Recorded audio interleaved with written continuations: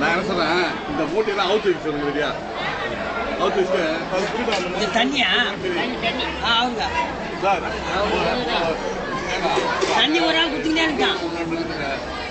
தண்ணி கவுத்து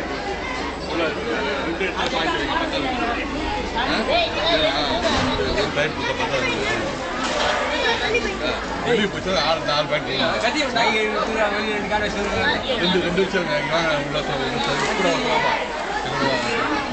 அவர் மூட்டை மூட்டை பிரிச்சு விடு மூட்டை பிரிச்சு விடுறான்.